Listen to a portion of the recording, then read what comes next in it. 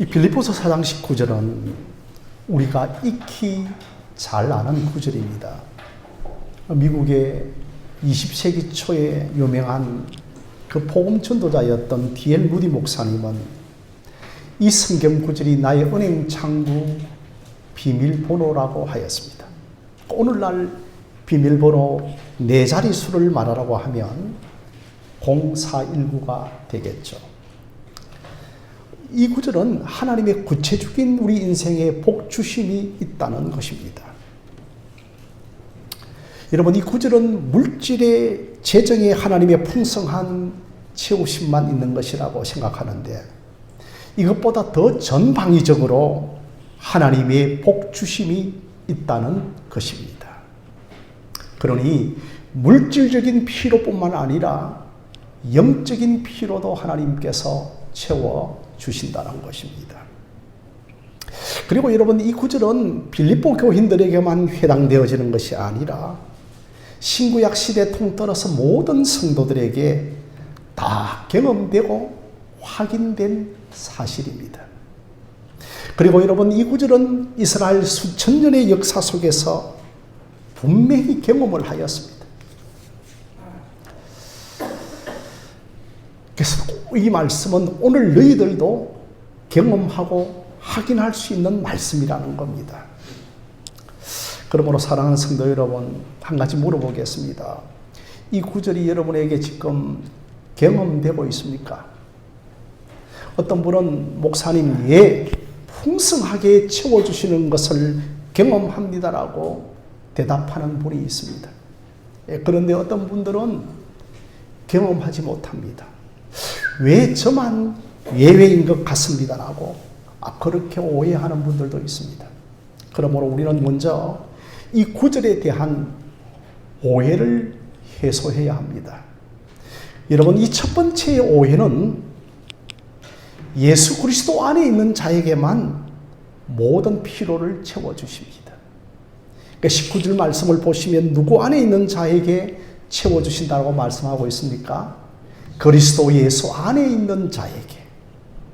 그래서 나는 왜 채워주시지 않는가라고 하기 전에 과연 내 자신은 그리스도 예수 안에 있는 자인가를 질문해 보셔야 합니다. 그러니 여러분, 이 구절은 예수 밖에 있는 자들에게 해당되는 말씀이 아닙니다. 여러분, 이 구절은 모든 사람에게 해당되는 말씀은 아닙니다. 바로 예수 안에 있는 사람에게 하나님의 그 풍성함을 따라 우리의 모든 썰 것을 채워 주십니다. 그러니 여러분, 예수 안에 있지 않는 사람에게는 이러한 삶을 가질 수가 없는 겁니다. 그래서 저와 여러분들이 하나님께 불평하기 전에 과연 나는 그리스도 예수에게 속한 자인가? 성도 여러분, 단순히 예수님을 우상으로 믿어서는 안 됩니다. 단순히 예수님을 숭배의 대상으로 믿어서는 안 되고, 나는 과연 예수님을 주인으로 믿고 있는가? 주인이 바뀌어야 합니다. 내가 주인이 아니라 예수님이 주인이 되어질 때에 그가 진정으로 그리스도 예수 안에 있는 자이고 우리의 모든 썰 것을 채워주시는 이 약속의 말씀을 경험할 수 있습니다. 이 바울은 이 빌립보 교인들에게 그리스도 예수 안에 있다라고 그렇게 한 이유가 있습니다. 이 빌립보 교인들을 오랜 세월 동안 지켜보니 정말 예수 그리스도 안에 있는 자가 분명했습니다. 여러분, 바울이 개척한 교회가 참 많았습니다. 빌립보 교회, 골로새 교회, 에베소 교회, 고린도 교회. 그런데 얼마나 그 개척한 교회의 성도들을 많이 접촉을 했겠습니까? 그런데 이 빌립보 교회의 교인들은 달랐습니다. 15절 말씀을 보니까 정말 빌립보 사람들아, 내가 마게도냐를 떠날 때에 주고받은 일에, 내 일에 참여한 교회는 너희 빌립보 교회밖에 없었다라고 말씀을 합니다. 대부분 교회들이 바울을 기억 속에 잊어버렸습니다. 어떤 사람들은 배교하여 세상으로 떠나간 사람들도 있었습니다. 그런데 빌립보 교회는 바울을 끝까지 기억하였다라고, 그러면서 바울에게 쓸 것을 공급하고 심지어 에바브로 디도를 보내어서 옥수발까지 들게 한 것입니다. 그래서 바울은 빌립보 교회 교인들, 너희들은 틀림없이 예수 그리스도 안에 있는 자라고 말합니다. 그래서 반드시 하나님께서 너희들의 피로를, 너희들의 쓸 것을 채워주실 것을 약속합니다. 저는 개인적으로 헌금 대신에 헌상이라고 하는 말을 참 좋아합니다. 예전에 우리가 헌금 대신에 여러분 헌상이라고 하는 말을 자주 사용했습니다. 이 헌상이라고 하는 말은 윗상자를 사용해서 위에 계신 하나님께 내 자신을 드린다고 하는 겁니다. 여러분 정말 헌상하고 계십니까? 헌금하고 계십니까? 아니면 내 자신을 헌상하고 계십니까? 그런데 여러분 헌금이나 연보라고 하는 뜻은 뭔가 우리가 기복적이고 기브 앤 테이크, 그리고 또한 회비 개념을 가질 때가 종종 있습니다. 여러분 우리가 헌금 이전에 하나님께 헌상하셔야 됩니다. 내 자신을 과연 헌상하고 있는가? 나는 과연 그리스도 예수 안에 있는 자인가? 그러면 여러분들이 19절의 약속의 대상자가 되는 것입니다. 우리가 하나님께서 나를 채워주시지 않는다라고 오해하고 불평하기 전에 나는 그리스도에게 헌상하는 자인가? 나는 과연 그리스도 예수 안에 있는 자인가를 점검하고 기도해 보시기를 바랍니다. 여러분 이 구절의 두 번째 오해는 내가 원하는 것을, 내 자신이 원하는 것을 채워주신다고 하는 오해입니다.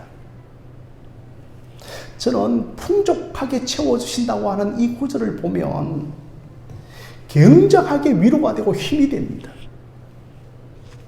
정말 저 책상 앞에 이 문구를, 빌립보서 4장 19절의 문구를 딱 붙여놓고 날마다 보고 싶습니다. 정말 한때는 내 은행 창구 비밀번호를 은행원들이 물어볼 때, 야, 0419로 할까? 그런 생각을 하신 적도 있습니다. 여러분, 여기에서 모든 필요를 채워주신다고 하는 것은 너가 원하는 모든 것이라고 말씀하고 있지 않습니다. 우리는 내가 원하는 것을 얻는다라고 생각합니다. 그러나 여러분들이 아시다시피 요한복음 14장 14절에 예수님께서 내 이름으로 구하는 모든 것을 내가 행하리라고 하였습니다. 이것은 여러분 내가 원하는 것이 아니라 예수님이 원하는 것을 무엇이든지 구하면 주님께서 다 들어주시겠다는 것입니다. 사랑하는 성도 여러분, 나의 원함이 아니라 주님의 원하심입니다. 모든 쓸 것을 채워주신다고 했습니다. 그러나 여러분 이전 성경에서는 모든 필요를 채워주신다고 했습니다. 그러니까 저는 모든 쓸 것을 채워주신다기보다는 어감적으로 모든 필요를 채워주신다고 하는 것이 더 적합하다고 생각합니다. 여러분 모든 필요라고 하는 것은 우리의 육적인 필요뿐만 아니라 영적인 필요도 채워주신다는 것입니다. 우리의 영적인 필요뿐만 아니라 우리의 삶과 우리의 생활과 우리의 육체적인 필요도 하나님께서 채워주십니다. 그렇다면 이 모든 필요를 여러분 누가 판단합니까? 사랑하는 성도 여러분, 이 모든 필요를 누가 판단합니까? 내가 판단합니까? 하나님이 판단하시는 겁니다. 우리가 이 구절에 대하여서 오해하고 있는 것이 바로 이것입니다. 내가 생각하는 것, 내가 생각하는 때에 하나님께서 채워주셔야 한다고 하는데 그렇지 않을 때에 우리가 혼란이 오고 오해가 생기는 것입니다. 참 여러분 바울을 살펴보면 배고픔과 굶김과 고난으로 심한 고통을 당하였습니다. 물어보겠습니다. 여러분, 배고픔은 그 배고픔의 필요는 뭡니까? 배고픔의 필요는 배부름이죠. 그리고 여러분, 궁핍의 필요는 뭡니까? 채워주심이죠. 그런데 바울은 그 궁핍과 배고픔이 있었지만 뭐라고 말씀하고 있는가 하면 나는 자족한다고 했습니다. 그가 자족한 이유는 그 필요를 판단하시는 분이 하나님이심을 알았기 때문입니다. 여러분, 이 사실을 인정하고 받아들이는 것이 여러분 믿음입니다. 그래서 바울은 내게 능력 주시는 자 안에서 내가 모든 것을 할 수 있느니라고 하였습니다. 그는 결코 배고픔과 궁핍함에 압도당하지 않았습니다.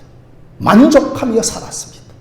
여러분, 우리가 아무리 채워지더라도 하나님 안에서의 만족하지 아니하면 그것은 꽝입니다. 하나님께서 나를 판단하실 것이다. 나의 판단이 아니라 하나님의 판단이 가장 정확할 것이고 하나님의 때가 가장 정확한 때라고 하는 것을 알면서 그는 적절하게 공급해 주실 것을 분별하였습니다. 그러므로 여러분, 이 부분에 있어서 하나님에 대한 이해와 신뢰가 있어야 하는 것입니다. 조급증을 가진 우리들은 불안하고 불평을 합니다. 그러나 나의 이 모든 쓸 것을 내가 판단하는 것이 아니라 하나님께서 판단하신다. 이것을 여러분 믿어야 합니다. 가장 적절한 때에 가장 최선의 것을 공급해 주실 것을 믿음을 가지기를 바랍니다. 우리 유아실에도 어린아이가 2명이 있는데 그 어린아이를 누가 가장 잘 판단합니까? 부모가 어린아이를 가장 잘 판단하죠. 그래서 부모가 어린아이의 필요가 무엇인가를 가장 잘 알고 있습니다. 이제 여러분, 그런 말을 하고 있는 아이가 엄마, 제게 맨도날 좀 주세요 하면 그 맨도날을 가지고 어디에 쓸 것인데라고 하면 예, 저도 아빠처럼 쓰임이 나면 좀 깎기 위해서 제게 지금 맨도날을 주십시오 하면 여러분, 정말 필요에 대한 판단이 잘못된 겁니다. 부모가 아이의 필요를 잘 알고서 그 맨도날을 주지 않는 겁니다. 하나님께서 우리의 필요를 가장 잘 아신다는 것을 기억하시기를 바랍니다. 여러분, 이 세 번째 이 구절에 대한 오해는 하나님이 나의 하나님이라고 하는 견고한 신뢰를 가져야 됩니다. 19절에 어떤 하나님이 나의 필요를 채워주신다고 말씀합니까? 나의 하나님이 그리스도 예수 안에서 나의 쓸 것을 다 채워주신다고 말씀합니다. 여러분, 우리의 필요한 것을 방치하지 아니하시고 하나님은 반드시 채워주십니다. 그런데 바울은 막연하게 말하지 않고 나의 하나님이 채워주신다고 말씀합니다. 여러분, 성경을 보면 참 바울은 좀처럼 나의 하나님이라고 하는 단어를 잘 사용하지 않습니다. 제가 볼 때 여러분, 저보다 더 많이 찾은 분이 있으면 제게 주중에 전화해 주십시오. 저는 나의 하나님이라고 하는 바울 서신에서 한 3군데 정도를 찾았습니다. 사도행전을 보면 유라굴라 강풍이 확 일어나고 사람들의 생명이 앞날이 점쳐지지 못할 그러한 상황 가운데 있었을 때에 그가 이른 아침에 모든 뱃사람들 앞에서 나의 섬기는 나의 하나님께서 우리의 생명에 한 사람도 손상을 주지 않을 것이라고 그렇게 나의 하나님이라고 하였습니다. 그리고 그는 또한 로마서의 말씀에서 이 복음을 가리켜서 나의 복음이라고 한 겁니다. 그렇게 여러분, 바울이 확신에 차 있고 공경에 차 있었을 때 바울은 종종 나의 하나님이라고 하는 단어를 사용하였습니다. 여러분들이 집사님들과 전화를 하면서 이렇게 전화에 끝을 맺을 때가 있습니다. 집사님, 하나님께서 채워주시도록 내가 기도할게. 바울은 그렇게 기도하지 않습니다. 확실하게 말합니다. 집사님, 반드시 채워주십니다. 집사님, 안 되면 어쩌려고요? 아닙니다. 바울은 나에게도 하셨듯이, 그분이 나의 아버지가 되셨듯이 나의 하나님이 채워주신다고 말씀을 합니다. 나는 지금까지 하나님의 능력과 돌보심 아래에 살아왔다는 것을 말합니다. 그래서 저는 지금까지 이 4장 19절에 신자들의 오해에 대한 3가지를 여러분들에게 말씀을 드렸습니다. 이제부터 과연 그러면 오늘 이 한 가지만 여러분 꼭 기억하고 돌아가시기를 바랍니다. 하나님께서는 과연 어떤 방식으로 우리에게 쓸 것을 채워주시는가?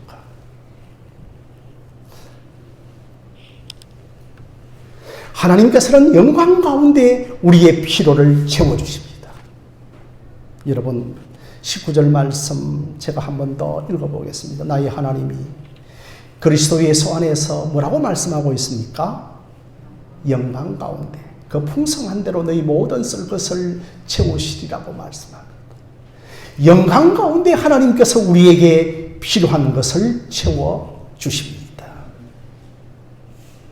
그래서 여러분, 영광 가운데 우리에게 채워주신다는 것은 하나님께 영광을 돌리는 방식으로 우리에게 채워주신다는 겁니다. 여러분, 성경에서 나오는 영광이라고 하는 단어는 지혜, 계획, 하나님의 능력을 가리켜서 영광이라고 합니다. 만약에 여러분, 우리 박 집사님에게 대해서 하나님께서 계획을 가질 수가 있습니다. 그런데 하나님의 그 지혜와 계획만으로 그걸 향한 계획이 이루어지지 않습니다. 반드시 하나님의 능력이 역사하셔서 그 계획과 지혜가 이루어지는 것을 가리켜서 우리는 하나님의 영광이라고 말을 합니다. 요셉이 17세에 하나님께서 하나님의 꿈을 꾸게 합니다. 그때 17세의 요셉은 그 꿈을 잘 이해하지를 못했습니다.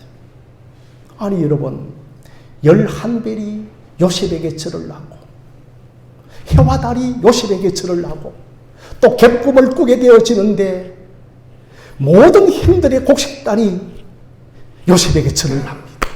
여러분, 해와 달은 뭡니까? 아버지와 어머니를 가리키고 있는 부모마저도 요셉에게 절을 합니다. 이것은 여러분, 요셉의 미래에 관한 것을 예시하고 있습니다.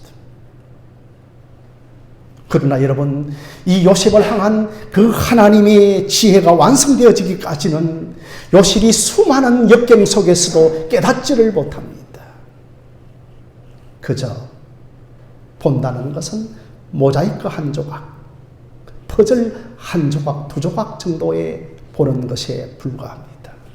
그런데 여러분, 요셉이 언제 한 그림으로, 언제 전체 그림으로 보게 되어집니까? 형들이 애굽에 내려와서 양식을 구하려 내려와서 이제 애굽의 국무총리가 되어지는 요셉에게 절을 하면서 요셉 자신이 깜짝 놀라게 됩니다. 아, 이것이 하나님의 계획과 지혜고 이것이 하나님의 능력으로 완성되었구나.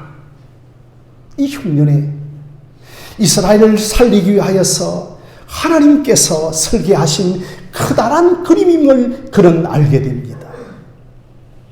그래서 여러분, 창세기 45장에 가서야 요셉이 한 그림으로 알게 됩니다. 비로소 최초로 요셉이 하나님이 하셨구나. 이게 여러분, 하나님께 영광을 돌리는 겁니다. 이게 여러분, 영광 가운데 우리에게 풍성하게 채워주시는 겁니다. 이것이 나를 향한 하나님의 구속사였구나. 비로소 요셉의 입술에 하나님이 주어가 됩니다. 그래서 여러분, 이 말을 가리켜서 우리는 다른 말로 영광을 돌린다라고 하는 겁니다. 이 말을 가리켜서 우리는 영광 가운데 우리의 필요를 채우신다라고 말을 하는 겁니다. 그래서 여러분, 19절에 이 영광이라고 하는 말은 하나님이 계획하시고 하나님의 지혜로 인도하시고 하나님의 능력으로 완성하는 것을 가리켜서 영광 가운데 채우신다라고 말씀을 하는 겁니다. 사랑하는 성도 여러분, 요한계시록 4장을 보면 하늘에서의 환상을 요한에게 보여줍니다. 그런데 여러분, 24장로들이 그 어린 양 보좌 앞에서 자기 자신들에게 씌워주신 면류관을 벗어서 예수님의 발 앞에 다 내려놓으면서 우리가 이 면류관을 쓸 수 없다라고 말을 합니다. 지금까지 그 면류관을 내가 잘라서 쓰고 있는 줄 알았는데 정말 이것은 내 힘과 내 공로 아니었군요. 이게 여러분 하나님께 영광을 돌리는 겁니다. 그래서 여러분들이 너무나 잘 알고 있는 찬송가 24장에서 면류관 벗어서 주 앞에 드리세 저 천사 기쁜 노래가 온 땅에 퍼지네 내 혼하게 여서 주 찬송하여라 온 백성 죄를 속하신 만왕의 왕일세. 그래서 여러분 면류관 벗었으라고 하는 것은 또 요한계시록 4장을 중심으로 그 찬송시를 지었던 것입니다. 내가 잘나서 여기까지 온 줄로 알았는데 하나님의 지혜와 하나님의 능력으로 이루시고 채워주시군요. 여러분 이 방식을 가리켜서 우리는 하나님께 영광을 돌린다. 그 영광의 풍성함을 따라 우리의 필요를 채워주신다라고 말씀을 하는 겁니다.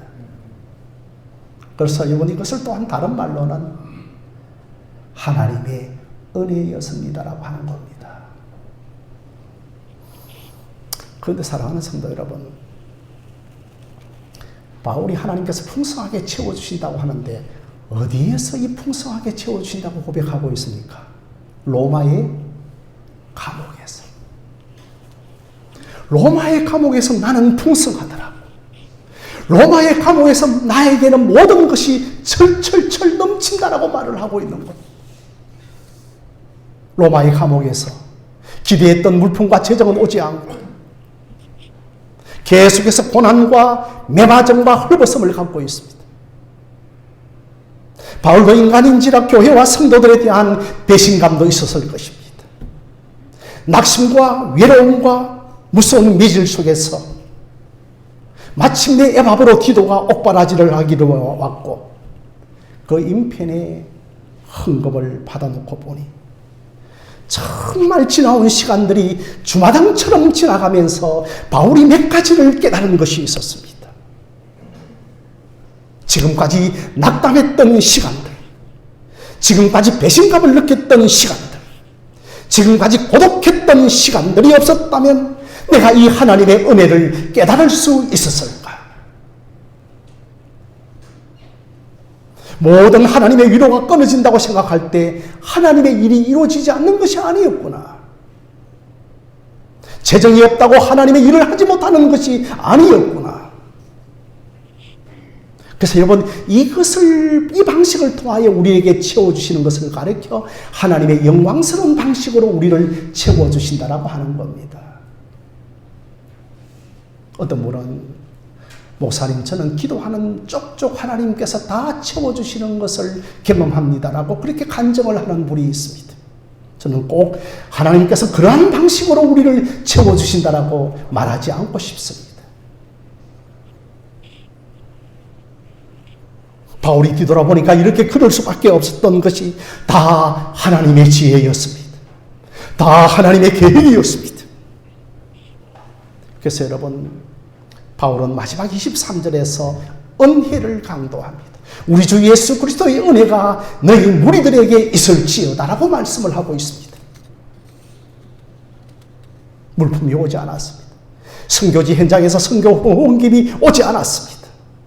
아니 그럼에도 불구하고 복음이 중단되지 않았습니다. 복음은 더욱더 감옥 안에서 능력 있게 역사하고 있는 것을 경험했습니다. 그래서 하나님은 지혜로우시고 하나님은 영광으로 인도하시구나. 그는 하나님께 영광을 돌리지 않을 수 없었습니다. 여러분 앞편을 한번 보실까요? 로마서 8장 28절입니다. 우리 함께 한번 읽어보겠습니다. 시작. 우리가 알거니와 하나님을 사랑하는 자 곧 그의 뜻대로 부르심을 입은 자들에게는 모든 것이 합력하여 선을 이루느니라. 모든 것이 합력하여 선을 이룬다고 하는 이 선이 바로 글로리, 하나님께 영광이라고 하는 단어와 같습니다. 모든 것이 합력하여 선을 이룬다고 하는 이 선이 바로 그분의 영광을 말하는 겁니다. 모든 것, 눈물, 고독, 외로움, 가난함, 궁핍함, 배신감, 이 모든 것이 누구의 영광 때문에 진행되는가? 하나님의 영광 속에 진행됩니다. 그래서 이것을 통하여 하나님께서 우리에게 영광을 받으시는 겁니다. 그러나 여러분, 그때 우리는 모를 수 있습니다. 그때 우리는 왜 나에게 채워주시지 않습니까? 라고 아우성 칠 수 있습니다.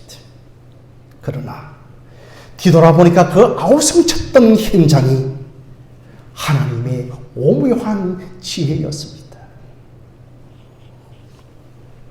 결국 여러분, 요셉이 형들의 시기와 모함을 받으면서 애굽의 노예로 팔려갑니다.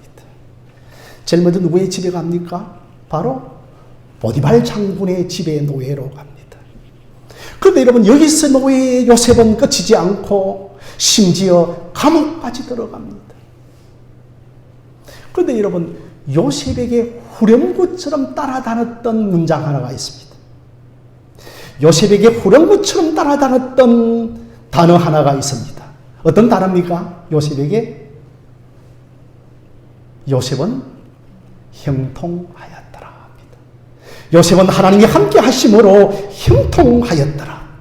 이게 여러분, 요셉의 인생의 후렴구처럼 따라다녔던 것처럼 여러분의 인생에 어떠한 고난과 시련과 아픔이 있더라도 하나님이 나와 함께 하셔서 형통하였다라가 후렴구처럼 따라다니기를 주님의 이름으로 축원드립니다.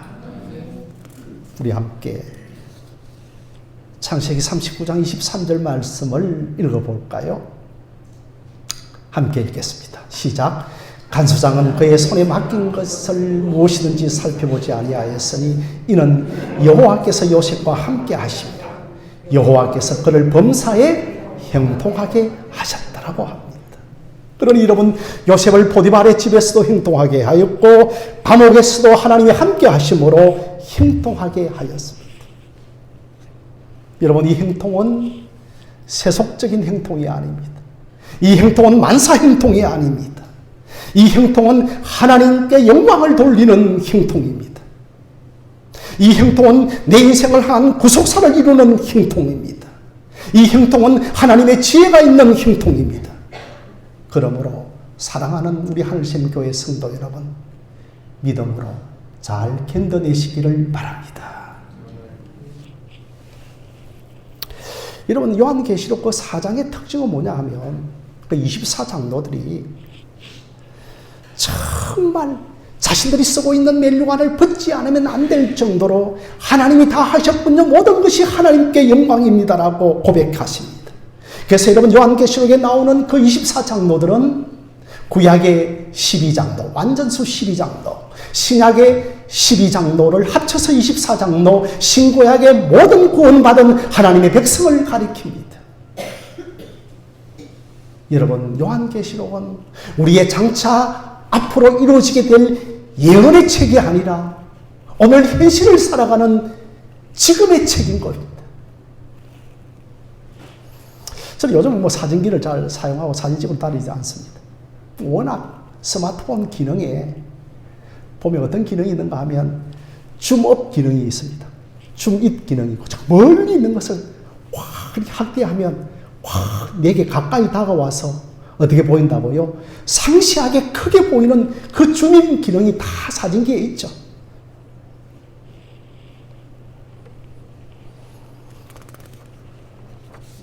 그래서 여러분, 장차 우리의 인생에 이루어지게 되어질 그 요한계시록을 지금 나의 현장으로 중인, 중업 끌고 와서 보는 겁니다.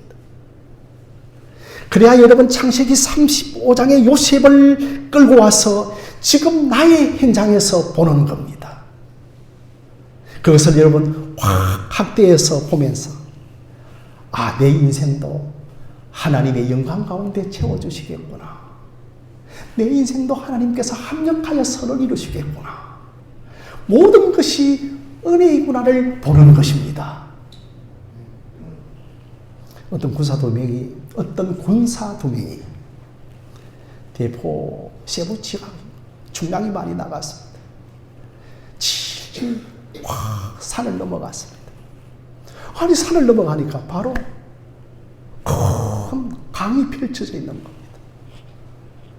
그러니까 이 중량이 많이 나가는 세부치를 이제 강으로 넘어가야 합니다.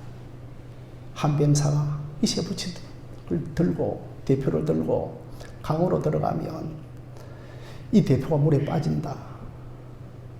그런데 다른 한 병사가 딱 부력을 계산해 보니까 이 대표를 뗏목으로 띄울 수 있다고 생각했습니다. 두 병사가 막 옥신각신 하다가 그저 부력을 계산한 병사의 말대로 뗏목 위에 대포를 싣습니다. 아니, 반대했던 병사가 그 대표가 뗏목 위에 탁 실려 있는 걸 보고, 지나가는 것을 보고 깜짝 놀랍니다. 그런데 여러분, 결코 부력을 계산한 병사는 놀라지 않습니다. 당연한 것으로 여깁니다. 사랑하는 성도 여러분, 우리 신자에게는 진리라고 하는 개념이 있습니다. 우리는 하나님의 말씀을 진리의 말씀이라고 합니다. 그 병사가 가라앉지 않는다고 하는 계산, 그 진리가 나왔기 때문에 확실 있게 대표를 띄웠습니다. 우리도 진리의 말씀, 바로 바울이 선포한 이 빌립보서 4장 19절의 말씀을 확실 있게 붙들고 나아가는 여러분들이 되어주시기를 바랍니다. 병사는 결론을 얻었습니다. 부력으로 이 대포가 뜬다. 확실히 있게 배를 띄웠던 것처럼 지금 우리를 잡아뜨리고 놀라게 하여도 우리는 확신 있게 계산이 끝난 진리의 말씀을 붙들고 걸어가는 저와 여러분들이 되어주시기를 바랍니다. 왜냐하면 우리는 알고 걸어가는 사람이기 때문입니다. 그래서 여러분, 빌립보서 4장 19절의 말씀, 약속을 믿고 약속대로 하나님이 나의 아버지가 되시고 나의 아버지가 되시는 그 하나님께서는 이 땅에 아들 예수 그리스도를 보내주셨습니다.